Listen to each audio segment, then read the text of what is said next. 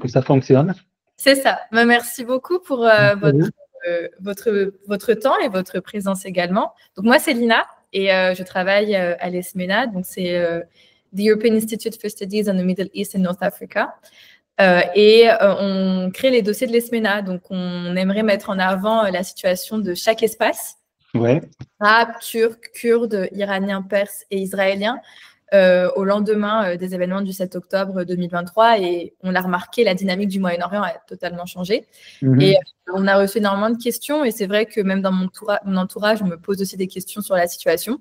Donc, j'en ai profité pour tenter cette expérience-là avec les dossiers de l'ESMENA. C'est super, je vois qu'il y a énormément de questions. Alors, je sais pas si on a combien de temps? On posera pas, je ne poserai pas toutes les questions, c'était plus avoir un fil conducteur de mes idées. Voir. L'idéal, ça serait 30 minutes à peu près de temps, mais je réduirai énormément les questions pour ne pas prendre plus de temps que ça. Du coup, ma première question, pour pouvoir mettre en avant les événements du 7 octobre 2023, est-ce que vous pouvez peut-être parler de la réaction des pays arabes à cet événement-ci et comment cela a influencé leurs relations diplomatiques, en particulier avec Israël, mais aussi les États-Unis et aussi l'Iran? Exactement. Alors, il est vrai que les événements de 7 octobre et les attaques de Hamas contre Israël a largement contribué au changement notamment des relations à la fois entre les États-Unis et les pays arabes, les pays arabes et Israël, et surtout à grandement modifier les rapports de force aussi. Et on sait à peu près, même très bien, je dirais, le changement qui a eu lieu après, notamment en Syrie, mais aussi avec le Hezbollah libanais, avec le Hamas et avec l'Iran. Alors, il est vrai que le rapport, ou en tout cas le point de vue du monde arabe, et alors il faut peut-être distinguer entre les populations et les gouvernements. Quand même, encore aujourd'hui, c'est un peu difficile, étant donné que la plupart des pays arabes, il n'y a pas un système démocratique qui permet vraiment de canaliser, je dirais, de bien récolter l'opinion publique, mais la réaction des différents gouvernements arabes ou des pays arabes, elle était quand même, il y avait je dirais, une constante, c'est la question palestinienne, hein, c'est-à-dire l'appui de la question et la solution des deux États, les droits des Palestiniens. Il y a seulement, je dirais, une petite nuance entre la réaction des pays arabes vis-à-vis de 7 octobre. Alors, par exemple, si on prend l'Égypte et la Jordanie, évidemment, l'Égypte et la Jordanie sont liés avec Israël d'un accord de paix. Il y a aussi quelque part une certaine réticence ou hostilité, entre autres, au Hamas. Donc, leur réaction vis-à-vis de l'attaque de Hamas n'est pas tout à fait de même ordre, par exemple, concernant l'Algérie. Si on compare à l'autre partie du monde arabe, le Maghreb, c'est la même chose. Entre l'Algérie et le Maroc, la réaction n'est pas exactement la même. On sait que le Maroc est engagé ou a normalisé ses relations avec Israël depuis 2020, 2019-2020. Et donc, la réaction n'est pas tout à fait le même. Et il y a aussi la question de Sahara aussi qui pose un problème entre les deux pays, ce qui fait que les Algériens ont beaucoup plus, ils étaient beaucoup plus clairs vis-à-vis c'est-à-dire de soutien des Palestiniens. Les Marocains l'ont fait, hein. En tout cas, on a vu aussi les différentes manifestations, réactions de la rue arabe concernant les droits des Palestiniens. Donc, en fait, si je peux résumer, il y a une constante, c'est la question palestinienne reste une question importante pour la rue, mais aussi pour les gouvernements. Par contre, ce qui va changer, c'est, étant donné que c'est le Hamas qui est aussi n'est pas forcément le mouvement politique qui est qui est l'appui de tous les pays arabes, notamment, alors, encore une fois, l'Arabie Saoudite, les Émirats Arabes Unis, l'Égypte et la Jordanie. Ils ont quelques petites réticences. Ils appuient beaucoup plus l'autorité palestinienne de Mahmoud Abbas que le Hamas. Donc, il y a cette question-là aussi qui émerge, en fait, ou qui a émergé durant cette période, c'est-à-dire les attaques de 7 octobre, mais aussi la réaction des Israéliens. Ça aussi, la réaction, je dirais, un peu qui est mal proportionnée, si je peux dire, vis-à-vis de ces attaques-là. Comme vous l'avez dit, c'est vrai que la société civile a un rôle important sur la question et sur le conflit israélo-palestinien, pardon. Tout simplement parce qu'ils influencent à la fois les politiques gouvernementales. On a pu voir, si jamais l'Arabie saoudite tend à se rapprocher ou alors à signer dans le futur les accords d'Abraham, on a pu voir que l'opinion publique est totalement opposée à cela. Donc Mohammed bin Salman est pris entre deux positions. Et donc c'est pour ça qu'il prend le rôle maintenant de médiateur régional. On reviendra un peu plus longuement dessus juste après. Et on l'a vu aussi avec le Maroc et l'Algérie, où la société civile et le gouvernement algérien sont en faveur donc de Palestine, mais la société civile marocaine est en opposition avec la position du roi du Maroc, avec les accords d'Abraham. Donc c'est vrai que c'est un jeu important, et notamment la Jordanie qui actuellement traverse une certaine crise de stabilité à la fois politique et sociale, puisque si le plan de Donald Trump se met en place, la Jordanie est le premier pays affecté avec le déplacement ou la déportation forcée de la population gazaoui sur son territoire, avec une certaine disparité en termes d'ethnie et de groupes sociaux en Jordanie. Et pour cela, peut-être, est-ce que vous pouvez revenir sur les impacts directs du 7 octobre 2023 sur la stabilité peut-être politique, diplomatique ou même économique et sociale des pays voisins de la Palestine et donc de la région de Gaza, avec l'Égypte, la Jordanie, la Syrie et le Liban potentiellement? Oui, bien sûr. En fait, vous avez entièrement raison de parler de la société civile et peut-être un petit peu la disparité entre les aspirations de la société ou des sociétés civiles dans le monde arabe, que ce soit dans les pays liés avec l'Israël d'un accord, la Jordanie, l'Égypte, ou d'autres pays qui n'ont pas forcément de lien, comme l'Algérie, par exemple, ou la Syrie, ou d'autres pays qui n'ont pas forcément de lien ou des coopérations, je dirais, diplomatiques.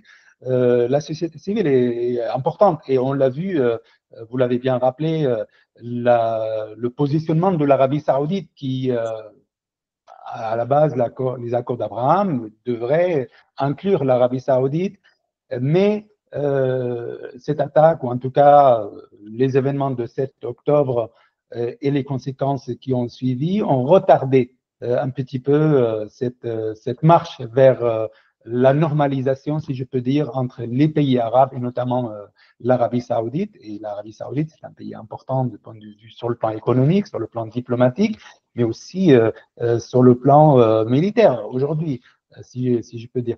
Et donc, il est donc important de prendre en considération toutes ces données-là. Et sur le plan politique, on l'a vu, par exemple, l'implication de Hezbollah libanais directement en tout cas dans la guerre, mais aussi l'Iran. Il y a des tensions, donc en fait le 7 octobre et les attaques israéliennes ont généré des tensions énormes, ont ravivé même les tensions entre les différents acteurs locaux, régionaux et internationaux dans la région.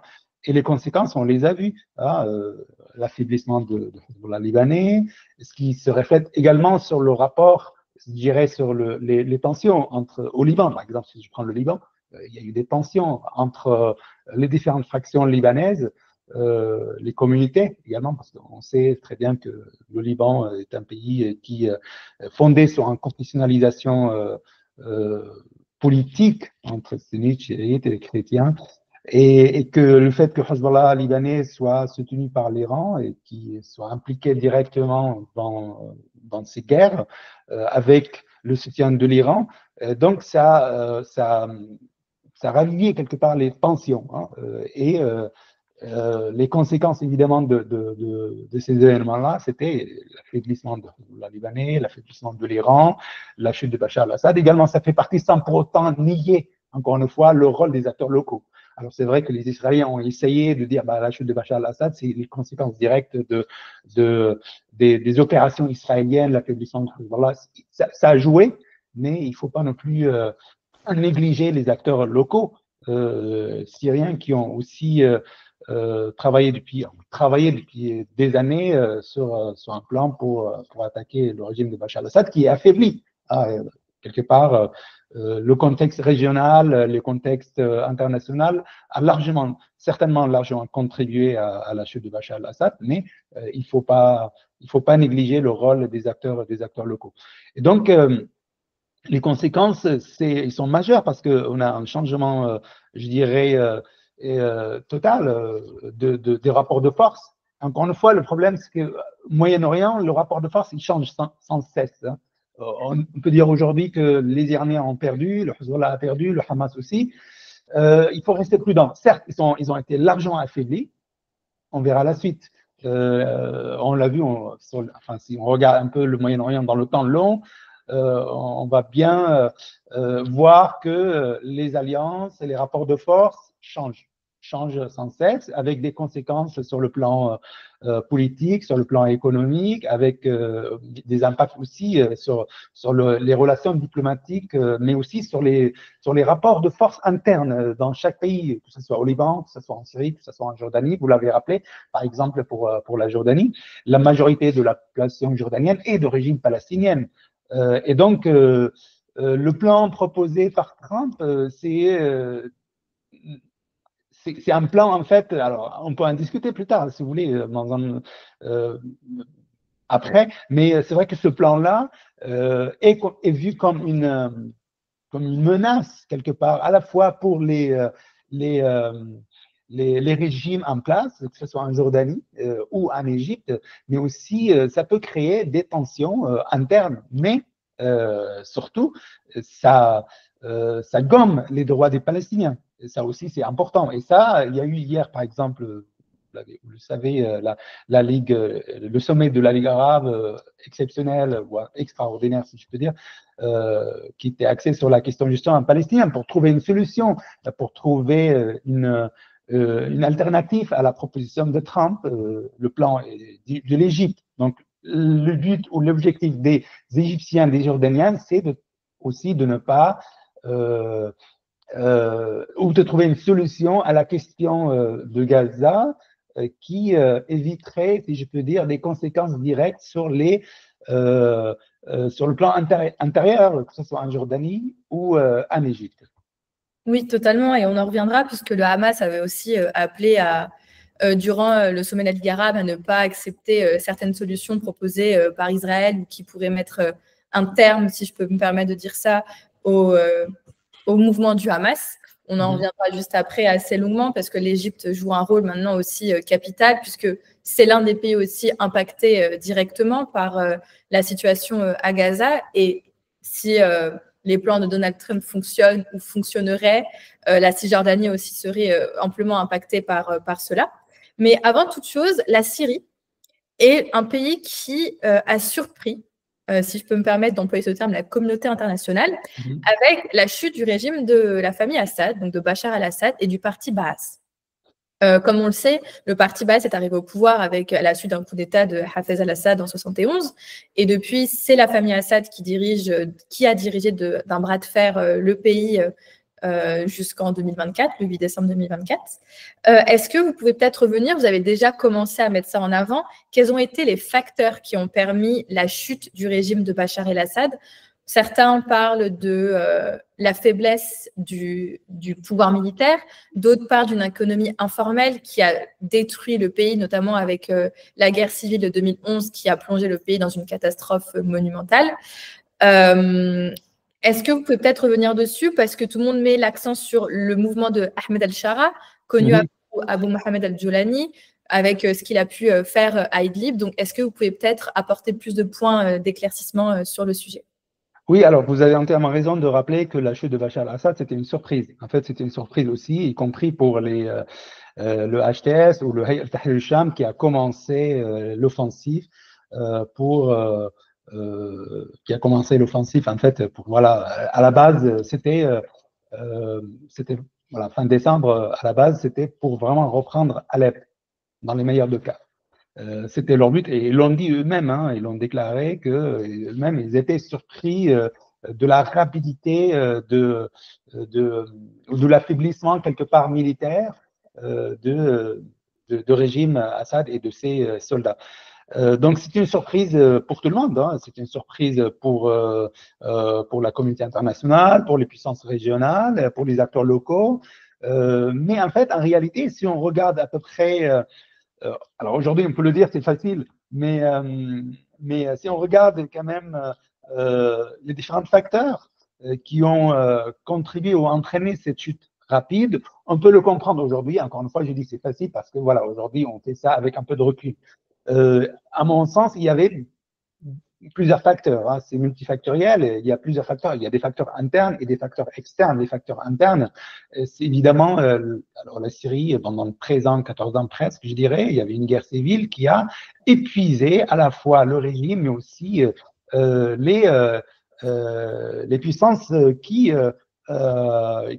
appuyaient ce régime, que ce soit l'Iran, le Hezbollah, qui était déjà engagé, le Hezbollah, encore une fois, on le rappelle, qui était engagé dans la guerre donc suite aux événements de 7 octobre, l'Iran aussi, qui appuyait le régime de Bachar al-Assad. Donc, il y avait un épuisement. Mais il y a aussi des facteurs, donc, alors le facteur interne, il y a ça lié donc, à l'épuisement de ces facteurs, des acteurs locaux. Aussi sur le plan économique, c'est-à-dire Bachar al-Assad qui a réussi quand même, grâce aux Russes, aux Iraniens, de reprendre, notamment à partir de 2000, je dirais, si je donne une date, c'est 2017, quoi, quelque part, ou 2019 même, 2017-2019, il a pu quand même reprendre une bonne partie des territoires grâce à l'aide, au soutien des Russes, des Iraniens et de Hezbollah libanais, n'a pas apporté grand-chose. C'est-à-dire, sur le plan économique, sur le plan y compris pour les soldats qui l'ont appuyé, pour, je dirais, sa communauté, entre parenthèses, même si personnellement, je n'aime pas trop parler comme ça. En tout cas, il n'y a pas un retour. C'est-à-dire, ça c'est important. Sur le plan économique, la Syrie, c'est-à-dire c'était la vie était extrêmement difficile, donc y compris pour les gens qui étaient proches des régimes et qui étaient le centre de l'appui du régime. Et donc ça c'est un point important, je pense. Il y a des facteurs externes. Encore une fois, s'il y est aussi d'une part aux événements, il y a les événements de 7 octobre, l'affaiblissement de Hezbollah libanais, l'affaiblissement de l'Iran, mais aussi la préoccupation de la Russie par la question ukrainienne. Ça, c'est aussi important. Les Russes ne se sont pas dépêchés à aller défendre le régime lorsque HTS ou Hayat al-Sham a mené son offensive. Il y a eu des pourparlers à Doha. Il me semble qu'il y avait Russes, Iraniens et Turcs. Et les Russes, ils ont fait comprendre que finalement, peut-être, Bachar al-Assad, voilà, ils vont pas aller plus loin que cela. Et la raison, c'est qu'en fait, la question, c'est pourquoi les Russes lâchent aussi Bachar al-Assad aussi rapidement. Alors, certes, il y a la question de l'Ukraine. C'est ce que je viens de dire tout à l'heure, que les Russes, ils sont beaucoup plus préoccupés par la crise en Ukraine, le rapport avec les Européens, avec les États-Unis, que la Syrie. Même si ils ont une petite base, militaire navale, en tout cas, à Tartus. En fait, Bachar al-Assad n'a pas compris qu'il n'a pas beaucoup de leviers en main. Par exemple, alors rappelez-vous que avant la chute de Bachar al-Assad, en 2023, donc Bachar al-Assad a été réintégré à la Ligue arabe. Et ça a été réintégré notamment par l'Arabie saoudite, qui a beaucoup fait pour que Bachar al-Assad réintègre la Ligue arabe. Donc il y avait une sorte de normalisation de relations avec lui. Même les Italiens, à moi, ils voulaient aller se rendre à Damas, et donc il y avait une démarche de normalisation des relations avec Bachar al-Assad. La Turquie même Erdogan proposait de rencontrer Bachar al-Assad. Les Russes, ils ont allé faire pression sur Bachar al-Assad pour qu'il rencontre Erdogan, sauf qu'en fait, Bachar al-Assad, il mettait toujours des conditions, c'est-à-dire, la condition, c'est que la Turquie se retire du territoire syrien. Donc, en fait, quelque part, Bachar al-Assad, il était, je dirais, coupé de la réalité des enjeux et des relations internationales dans lesquelles la Syrie se trouve. Il n'avait pas forcément de levier. Malgré cela, il continue à imposer ces conditions. Ce qui fait que les Russes, ils ont compris, peut-être un peu tardivement, que finalement, il n'y a pas grand-chose à tirer de ce Bachar al-Assad et qu'il fallait le lâcher, qu'il fallait changer quelque chose. Donc, c'est pour ça que je dis, quand on parle qu'il y a de perdants et de gagnants, c'est difficile. Alors, les Russes ne sont pas forcément perdants, ne sont pas forcément gagnants, mais voilà, ils sont encore là et le pouvoir actuel ne cherchait pas pour autant à aller chasser les Russes directement. Donc, il y a aussi de la part du pouvoir actuel ou de l'administration actuelle, si je peux dire, de jouer aussi l'équilibre des forces. Certes, les Iraniens sont affaiblis, le Hezbollah aussi, et donc, je dirais, la chute de Bachar al-Assad doit être lue dans ce contexte-là, dans le contexte de facteurs internes et de facteurs externes. Et je dirais, c'est la chose importante à savoir, c'est que le Hayat Tahrir al-Sham, ils ont choisi le meilleur moment pour attaquer, sans pour autant être sûr d'arriver jusqu'à Damas. Donc ça, c'est important. Et merci beaucoup pour cette explication. On arrive de plus en plus à cerner du coup la raison du départ de Bachar al-Assad et de la fin de son régime. Et vous avez fait une très belle transition pour parler de Hayat Tahrir al-Sham, puisqu'actuellement le gouvernement en place est un gouvernement de transition avec à sa tête Ahmed al-Shara depuis janvier 2025, officiellement, pour 4 ans. Comment celui-ci va aborder la réconciliation nationale, puisqu'il faut réconcilier non seulement les minorités, mais aussi la population syrienne de manière générale, et les membres de la diaspora et les réfugiés qui sont encore dans différents pays. Et comment celui-ci peut le faire avec ces différentes composantes ethniques et religieuses au pays? Oui, vous avez entièrement raison. Alors, le discours du pouvoir actuel ou de gouvernement de transition, vous l'avez rappelé, qui est guidé par Ahmed al-Shara, donc qui est devenu président de transition, président de la République arabe syrienne, président pour la période de transition. Leur but, c'est un peu d'éviter les erreurs commises par les Irakiens suite à la chute de Saddam Hussein en 2003, ou d'éviter le modèle libanais, c'est-à-dire une sorte de confessionnalisation politique, c'est-à-dire de mettre en place un pouvoir politique fondé sur la répartition confessionnelle de pouvoir. Et ça, je pense qu'ils ont entièrement raison. Alors, évidemment, ça pose un réel problème, c'est-à-dire comment, vous l'avez rappelé, construire une unité nationale sans prendre en considération les aspirations des différentes communautés ethniques ou religieuses. Alors, ethniques, il y a notamment c'est les Kurdes. Religieuses, encore une fois, c'est peut-être, je dirais, c'est pas une question majeure, mais il se pose encore aujourd'hui, notamment vis-à-vis des Druzes et pas que d'ailleurs, aussi certaines fractions militaires du sud, notamment de la ville de Daraa. Et donc, le but, c'est, ils ont travaillé dans le sens de former une armée nationale qui se compose des différentes fractions militaires qui rentrent dans la construction d'une armée, mais pas en tant que bloc. Et ça, je pense, c'est important, c'est pas mauvais. C'est-à-dire, justement, pour éviter à se retrouver avec une armée syrienne qui est composée de blocs et que chaque bloc a ses propres, je dirais, références ou ses propres intérêts. Ce qui, un peu, c'est l'exemple de l'Irak, quelque part. On a une armée, mais aussi on a des milices chiites, on a aussi des Shabi, donc avec l'appui de l'Iran. Donc ça empêche quelque part de construire une armée unie, mais aussi ça n'aide pas forcément à créer une stabilité. Mais cela dit, il est important aussi de prendre en considération les aspirations des uns et des autres.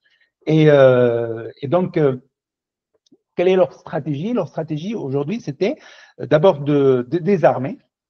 Évidemment, alors il y a une bonne partie, une soixantaine de groupes armés qui ont accepté d'intégrer l'armée nationale syrienne ou une armée syrienne unie. Et il y en a d'autres qui ont refusé, notamment les Kurdes, mais aussi les Druzes. Alors, Ahmad Shara et son administration privilégient, en tout cas selon eux, et ce qu'on voit aujourd'hui, en tout cas sur le terrain, privilégient pour l'instant le dialogue. Hein. Et d'abord parce qu'ils n'ont pas forcément la capacité d'aller encore mener une autre guerre interne pour désarmer des miliciens ou des groupes armés par la force. Et et je dirais, le morceau le plus gros, hein, c'est vraiment les Kurdes, parce qu'ils ont une armée quand même bien équipée. Il y a surtout l'appui des Américains, des Européens. Alors, surtout les Américains, il y a les Français aussi, hein, mais surtout les Américains qui soutiennent donc, les forces démocratiques syriennes. Alors, il y a eu des pourparlers, il y a eu des négociations entre les deux entités, c'est-à-dire entre le Damas ou Ahmad al-Shara et les forces démocratiques syriennes.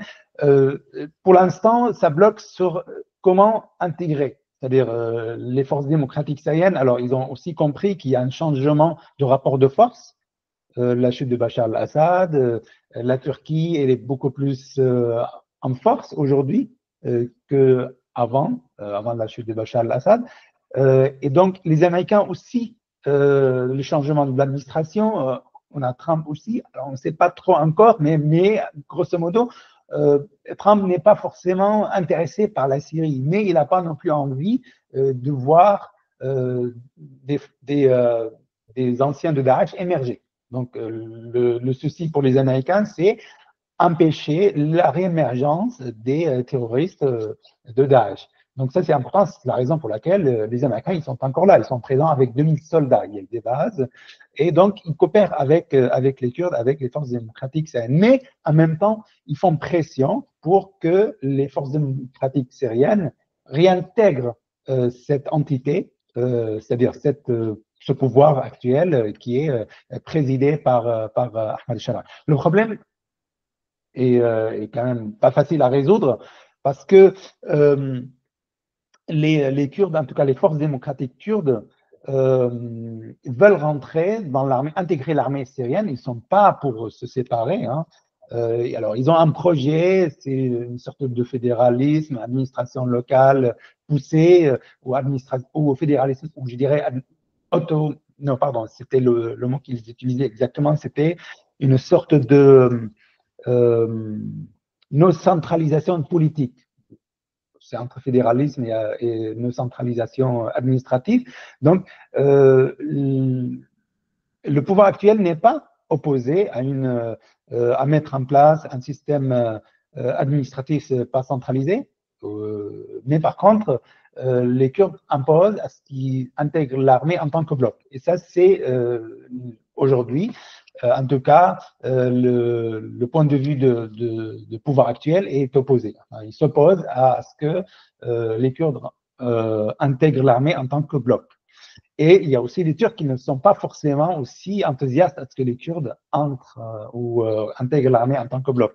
Encore une fois, les Turcs voient du mauvais œil une entité indépendante à sa frontière sud qui a des liens avec le Parti de travail de Kurdistan. Alors, il y a certes, peut-être, certainement vous l'avez entendu, que Abdallah Öcalan a fait un appel récent, il y a quelques jours, à ce que le PKK arrête le combat armé. Et donc ça, c'est important.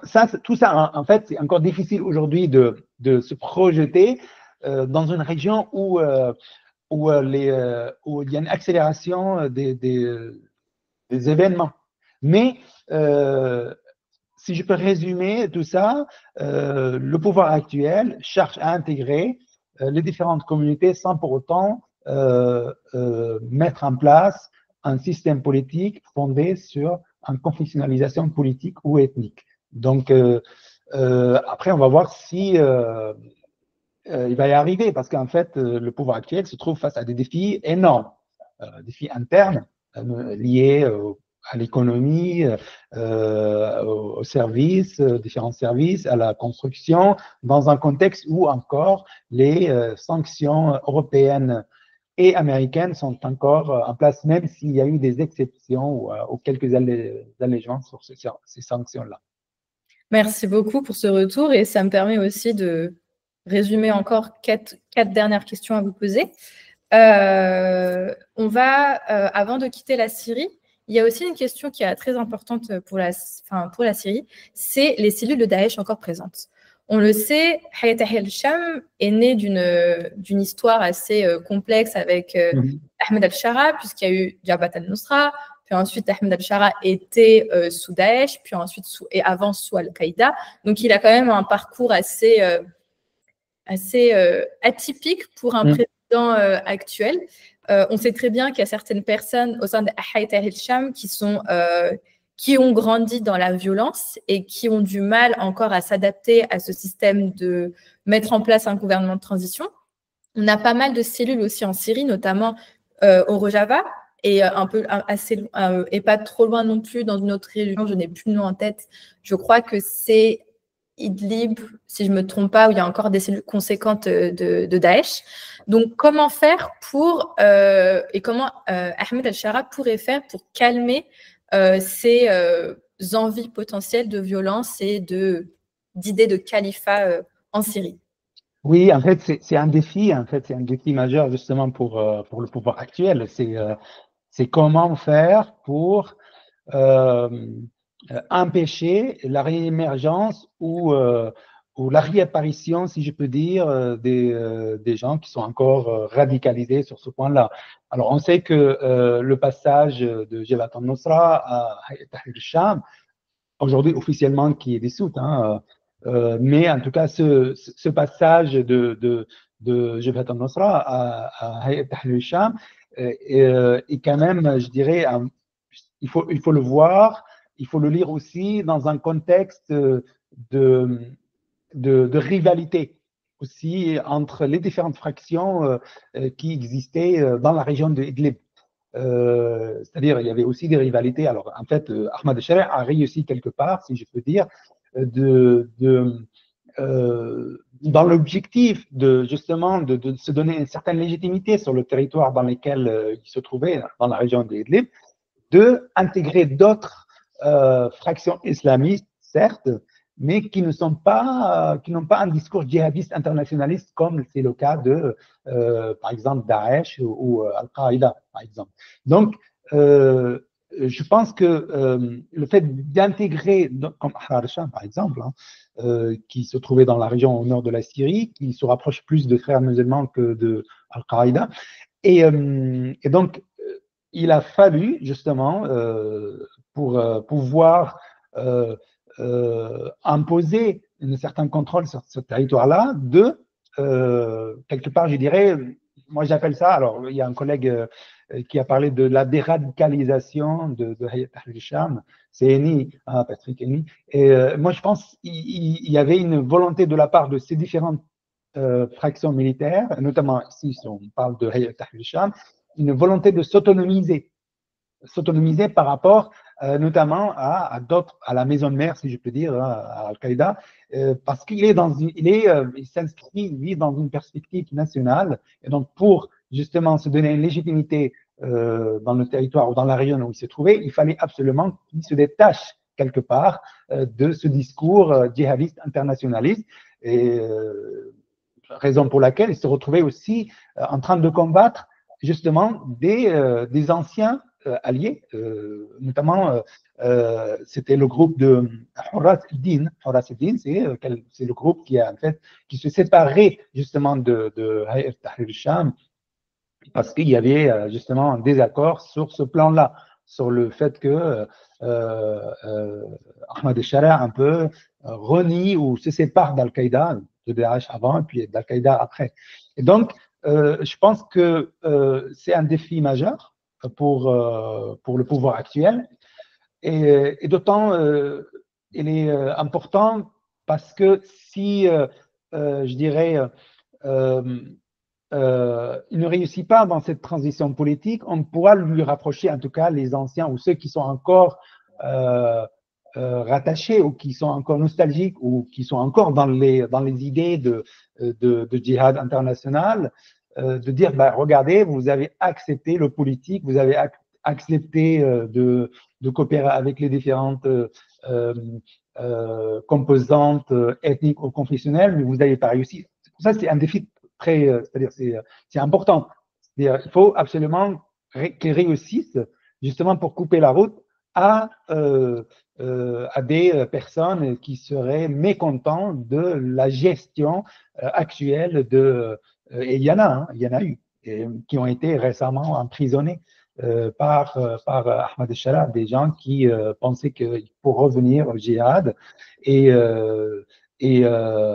que finalement, voilà, enfin, qui ne sont pas forcément d'accord sur la gestion actuelle de la Syrie telle qu'il l'entend aujourd'hui, en essayant d'intégrer en tout cas les différentes, par le dialogue, les différentes composantes. Donc il y a ce risque, il existe. À mon avis, tout dépend encore une fois, du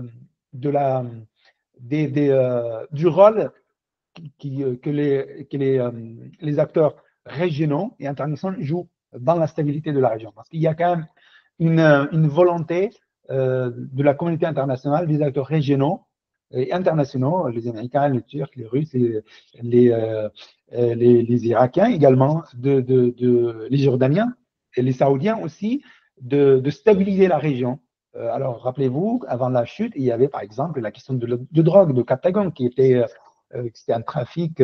La Syrie, c'était le pays le plus gros producteur de drogue de Captagon dans le monde, qui a impacté à la fois la société jordanienne, l'Arabie saoudite également.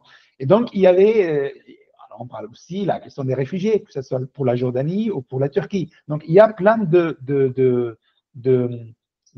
facteurs importants qui poussent les puissances régionales et internationales à stabiliser la région, et le fait que ce groupe réussit à faire tomber Bachar al-Assad, à s'imposer plus ou moins, il est encore, c'est un pouvoir affaibli, faible, hein, je dirais, c'est pas encore, il ne contrôle pas l'ensemble des territoires de la Syrie, y compris, par exemple, les régions du Sud, ce qu'on disait.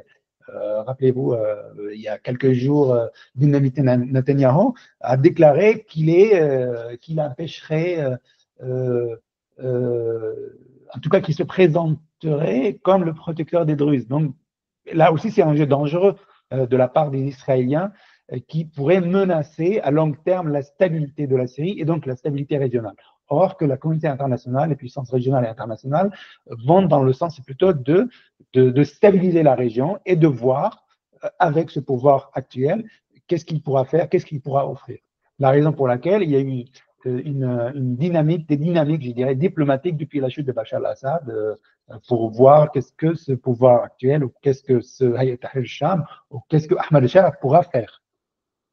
En parlant de diplomatie, ça me permettra de faire ma transition et de vous parler de l'Arabie Saoudite très brièvement avec une question. On a vu que l'Arabie Saoudite a été le premier pays visité par Ahmed El-Sharaa. L'Arabie Saoudite maintenant prend un rôle très important au Moyen-Orient depuis, je pense, le recul un peu de l'Iran. L'Arabie Saoudite a été est le premier pays à organiser des conférences pour essayer de régler la situation non seulement en Syrie, mais aussi trouver une solution en Palestine. Mais aussi essayer de rapprocher les États-Unis et la Russie sur la question ukrainienne et potentiellement trouver une solution pour stabiliser un peu plus la région du Moyen-Orient. Donc, on voit que Mohammed bin Salman essaye d'être le médiateur incontournable de la région. Donc, selon vous, est-ce que l'Arabie saoudite réussira son défi de médiateur à trouver une solution à la fois pour la Palestine, sachant qu'il y a eu quand même des rapprochements sous la table et officiellement et officieusement avec Israël, mais aussi essayer de trouver un commun accord sur la situation en Syrie, ou du moins guider Ahmed El-Sharaa dans sa quête de reconstruction du pays, mais aussi le Yémen, qui est en proie à une guerre civile depuis on a eu la révolution, le printemps arabe en 2011, guerre civile en 2015 avec l'arrivée de l'Arabie saoudite et de la coalition saoudienne, les Houthis qui contrôlent de main forte le pays. Donc, est-ce que l'Arabie saoudite sera le médiateur de demain ou alors ce n'est juste une image pour essayer d'apaiser sa société civile? En tout cas, c'est le rôle que l'Arabie saoudite a envie de jouer. Et justement, vous avez entièrement raison de rappeler le Yémen. C'est quelque part, je dirais, c'est une volonté de la part de l'Arabie saoudite un peu de gommer l'échec. Parce que le Yémen, c'est un échec. Et donc, c'est une volonté de la part de l'Arabie saoudite de se projeter comme un médiateur, pas seulement régional, mais aussi international. Vous l'avez rappelé, entre les Américains et les Russes, c'est en Arabie, c'est à Riyad. Et donc, l'Arabie saoudite, c'est Mohammed Ben Salman dans la vision de 2030, donc c'est aussi de se projeter en tant que… Alors, l'Arabie saoudite, c'est incontournable, c'est une puissance régionale majeure, à la fois économique, mais aussi diplomatique. Et donc, ça, c'est important. Donc, l'Arabie saoudite, il peut jouer. Est-ce qu'elle réussit? Ça, c'est une autre chose. On verra, parce qu'encore une fois, tout dépend de sa capacité et de levier. Sur la Syrie, peut-être elle pourra. Hein, elle pourra, mais encore une fois, il y a la Turquie. Donc, ce qui fait, c'est qu'il complique encore la situation. Et l'Arabie saoudite et la Turquie ne sont pas forcément, je dirais, ce pas des amis, mais ce sont des puissances concurrentes aussi. Donc, encore une fois, l'Arabie saoudite, je pense, elle pourra. En tout cas, c'est la raison pour laquelle, alors pourquoi Ahmed el-Shara est allé en Arabie saoudite? Parce que, évidemment, pour le monde arabe, il fallait absolument passer par l'Arabie saoudite, une puissance économique, une puissance majeure dans la région, mais surtout aussi parce que pour montrer que finalement, nous, voilà, on coupe avec la période des Assad où on est proche de l'Iran. Notamment pendant la guerre civile, hein, c'est-à-dire la guerre contre les civils, je préfère ce mot, qui a commencé en 2011, et donc où le régime de Bachar al-Assad s'est rapproché beaucoup de l'Iran, et même il est devenu presque soumis à l'Iran. Donc, la volonté d'ailleurs, il hésitait. Est-ce qu'on va en Arabie Saoudite avant ou en Turquie avant? Il y avait cette question-là. Évidemment, c'était l'Arabie saoudite parce que c'est quand même le pays qui a un poids important dans le monde arabe, à la Ligue arabe, mais qui pourra aussi influencer ou jouer un rôle ou faire des pressions sur les Américains. Il a des bons rapports avec les Américains et notamment avec Trump aujourd'hui, l'administration de Trump. Donc, l'Arabie saoudite est un acteur majeur dans la région. Il aspire évidemment à jouer un rôle important sur le plan au-delà, le plan régional et international. On verra bien, c'est-à-dire, moi je ne peux pas me prononcer aujourd'hui, est-ce qu'il réussira ou pas? Tout dépend en fait, en réalité, aussi de la capacité de l'Arabie saoudite, qu'est-ce qu'elle pourra offrir en contrepartie par rapport à Gaza. C'est-à-dire, la question, c'est-à-dire pourquoi, encore une fois, les Américains choisissent l'Arabie saoudite, c'est peut-être aussi parce qu'il y a peut-être un deal. Qu'est-ce que les Saoudiens peuvent offrir? Qu'est-ce qu'ils peuvent faire pour Gaza? C'est-à-dire, est-ce que la construction, la transition, qu'est-ce qu'on fait avec le Hamas? Donc, il y a ce deal, si je peux dire. Les Américains choisissent d'aller rencontrer les Russes à Riyad.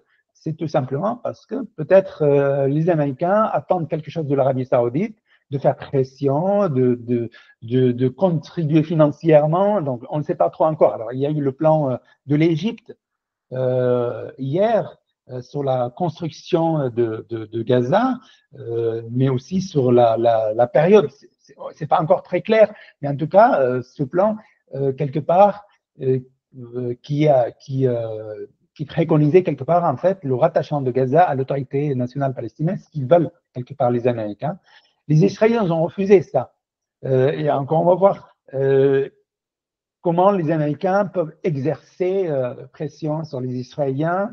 En fait, il y a beaucoup de facteurs qui interviennent, qui font en sorte que le rôle de l'Arabie saoudite est aussi complexe et compliqué aussi pour se projeter. Elle peut se projeter, elle peut jouer le rôle. Est-ce qu'il va réussir? Ça, c'est une autre question, je peux dire. Et du coup, je vais vous lier mes deux dernières questions ensemble. Ça va concerner la Jordanie et l'Égypte avec aussi la Palestine.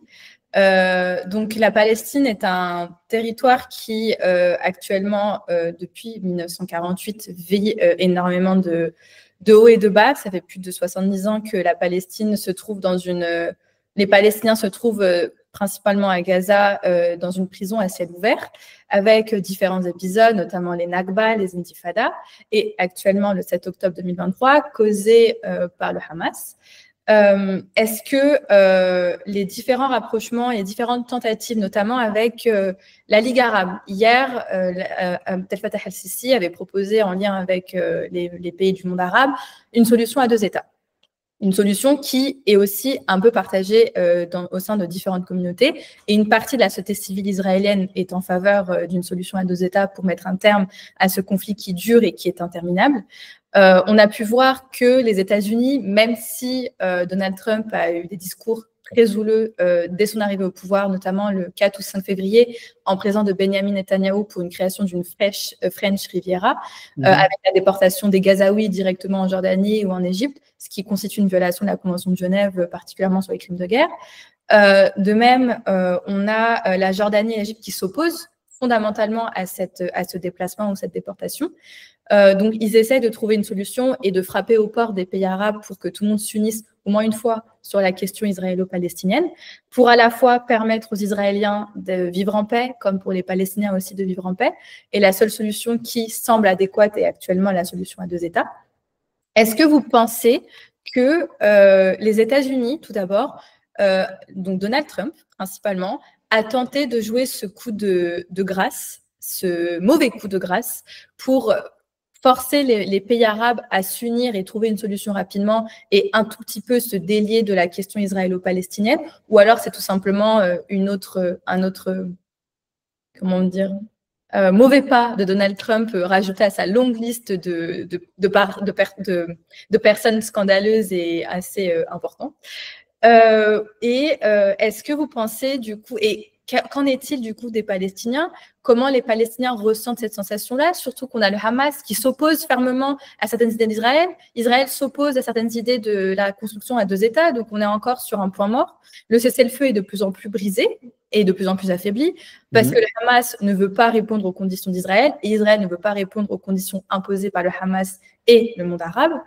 Et du coup, est-ce que Abdel Fattah el-Sisi essaye peut-être d'adoucir son image avec sa solution, avec sa Ligue arabe, puisqu'il est quand même très contesté en Égypte. Il y a une énorme crise économique et sociale et politique dans le pays. La Jordanie, on a pu voir, on a aussi l'arrivée des frères musulmans un tout petit peu au sein du gouvernement jordanien. C'était le cas il y a quelques temps. Donc, est-ce que ce n'est pas aussi un moyen pour Abdallah II de rassurer sa population civile et dire je tiens en main le problème, je vais essayer de trouver une solution et éviter de vous submerger une nouvelle fois de Palestiniens. Quel est votre point de vue dessus? En fait, vous avez entièrement raison, vous l'avez rappelé, mais je pense que en fait, Trump n'est pas faux. C'est-à-dire, c'est quelqu'un qui peut-être aujourd'hui on le connaît mieux que le Trump 1, si je peux dire. On connaît à peu près. On peut dire qu'il est imprévisible, mais il est quand même prévisible, dans le sens où moi je pense plutôt que la volonté de Trump d'aller proposer des solutions presque irréalistes, je dirais, qui ne respectaient pas les droits palestiniens, le droit international et tout ça, c'est une volonté de sa part justement de dire que vous, les Égyptiens, les Jordaniens, les alliés des Américains. Et pourquoi les Jordaniens et les Égyptiens? C'est pas parce qu'ils ont des frontières aussi, c'est parce que aussi ils reçoivent beaucoup d'aide des Américains. Donc quelque part, c'est les deux pays sur lesquels Trump ou les Américains ou l'administration américaine peut faire pression. Hein, elle ne peut pas dire ça, je ne sais pas, aux Marocains. Il n'y a pas de frontière directe. Il ne peut pas dire ça aux Algériens. Les Égyptiens, les Jordaniens, alors évidemment, il y a la question géographique parce que c'est des pays frontaliers. C'est aussi parce que ce sont des pays qui sont liés avec Israël d'accords de paix, mais aussi, surtout, à mon sens, c'est parce que ce sont des pays qui dépendent quelque part des aides américaines, des aides financières importantes d'ailleurs. Et donc, je pense que cette solution ou cette proposition de Trump d'aller faire de Gaza, je ne sais pas, une sorte de d'un pays, enfin, avec des hôtels. Oui, avec sa vidéo comme Gaza, on l'a vu, voilà. et sur Instagram, il a pu faire ça aussi. Oui, mais surtout, c'est à mon avis pour faire pression sur les pays arabes pour obtenir quelque chose, et notamment surtout de dire que, bah, en fait, si vous ne faites pas ça, ben, j'ai d'autres solutions. Qu'est-ce que vous pouvez offrir? C'est ce qu'il aura dit. Ça, c'est ma solution. Qu'est-ce que vous pouvez offrir? Donc, la réunion ou la proposition de l'Égypte hier, c'était un peu dans ce sens-là. Ben, on a quelque chose à offrir. Est-ce que c'est fiable ou pas? On verra bien. La volonté, à mon sens, le plus important pour les Israéliens et pour les Américains, c'est l'exclusion de Hamas. Est-ce que les Égyptiens, de désarmement, est-ce qu'ils pourront le faire? Ça, j'ai des doutes. Enfin, en tout cas, je pense que ça va être difficile. Ça va être difficile pour les Égyptiens, pour les. On verra comment les choses ils vont se dérouler plus tard. Mais en tout cas, la proposition hier de la Ligue arabe, c'est une proposition égyptienne qui consiste en fait à un coût sur 53 milliards de dollars. Donc, on ne sait pas encore comment les financer. Donc, c'est une proposition qui vise à montrer aux Américains que bah, nous, en Égypte, en Jordanie, la Ligue arabe, on peut proposer quelque chose. Maintenant, on va voir est-ce que c'est faisable, est-ce que c'est réaliste, est-ce que, en tout cas, les Israéliens ont refusé hier la déclaration. Les Américains, on ne sait pas encore. Je n'ai pas vu une réaction vis-à-vis de cela. Et donc, c'est encore, je dirais, tout frais, mais il est certes que les Égyptiens et les Jordaniens se trouvent sous pression américaine, sous pression aussi de leur société, de la population. Vous avez rappelé que Sisi est contesté, mais il y a aussi un problème économique majeur aussi en Égypte. Donc, je pense que l'Égypte et la Jordanie ne pourront pas accepter la solution de Trump, c'est-à-dire le transfert de population. Alors, pas seulement sur le plan humanitaire, c'est pas possible, mais aussi parce qu'il peut y avoir aussi une contestation aussi de la communauté internationale, ce qui a été exprimé par l'ONU, par exemple. Je viens de voir que les États-Unis viennent de rejeter le plan égyptien. Il y a 37 minutes, c'est Al Jazeera qui vient de le relayer. D'accord. Vous voyez, donc ça se complique encore plus, je dirais. Donc, le plan de Trump, je pense, ça veut dire qu'il cherche quelque chose encore plus, un peu plus clair, parce qu'en fait, il me semble que la proposition égyptienne n'aborde pas la question de désarmement de Hamas. Et je pense que c'est la question qui intéresse le plus les Américains et avant la construction, avant la reconstruction de Gaza, qui intéresse plus les Israéliens et les Américains. C'est-à-dire comment se débarrasser de Hamas. Est-ce qu'ils pourront le faire? Je ne sais pas, ça va être un peu difficile, je pense, de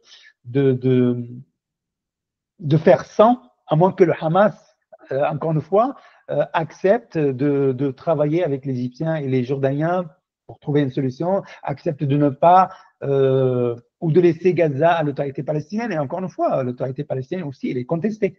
Elle est contestée, y compris par la Cisjordanie. Vous voyez, donc, je veux dire, la question n'est pas simple encore. Donc, je n'ai pas vraiment de réponse claire, mais il y a beaucoup de facteurs, beaucoup de choses qui font en sorte que les choses ne sont pas encore, en tout cas, tout n'est pas clair encore aujourd'hui, vis-à-vis de la question, en tout cas, palestinienne.